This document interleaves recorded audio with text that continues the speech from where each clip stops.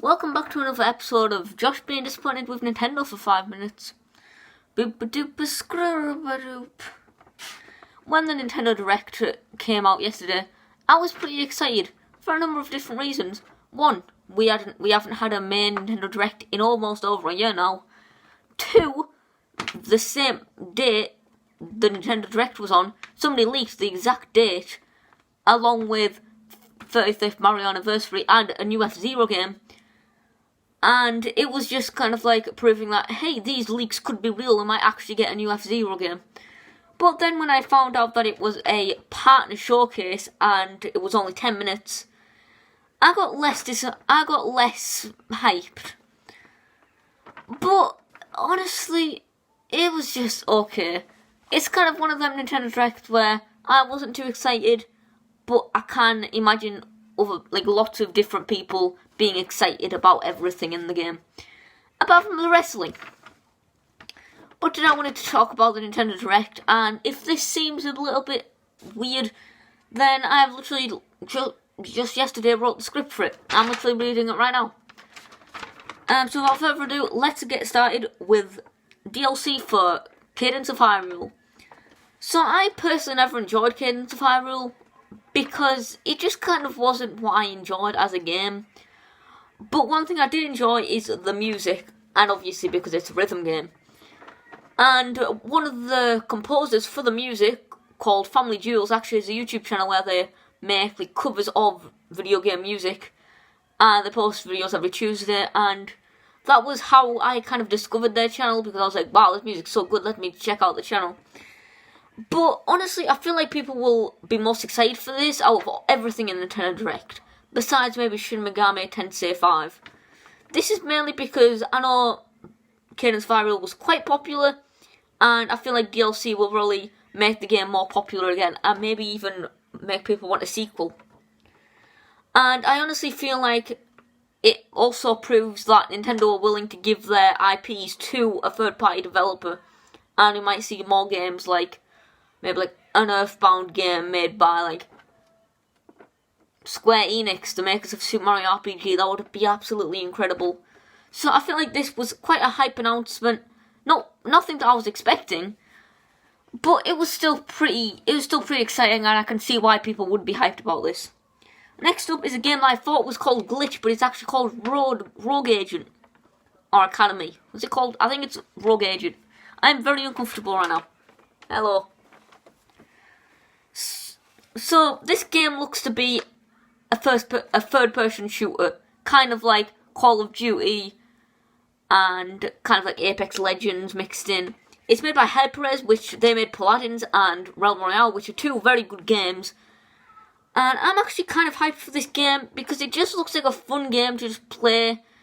And yes, you might rage a bit, but it's all fun in games. And some of the unique gimmicks, like the hacking that was shown off, they just look really fun, and it just looks really good, and the graphics, surprisingly, were quite good, and I feel like the ziplining that was shown off might be really fun, and yeah. But I'm honestly kind of scared for this game, because I feel like it's going to turn into the next Fortnite, and by that I mean it's just going to be everywhere, and obviously this is not okay. I think it is free. I saw somebody on Instagram say that it was free. See, I'm actually quite hyped for this game. This is probably the game that I'm most excited about because, I mean, it's free, so I'll get it.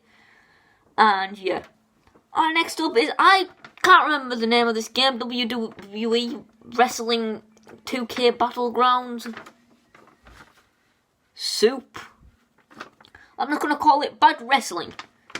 This game looks absolutely terrible. Well, maybe terrible might be a bad word for it.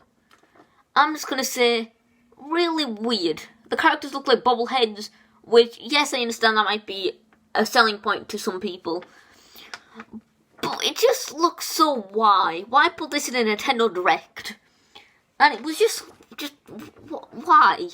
I feel like this game looks kind of interesting. It's got a Smash Bros type of feel where it's not realistic wrestling, but it is kind of realistic. There's realistic moves, but there's also an instance where you can literally die to a crocodile.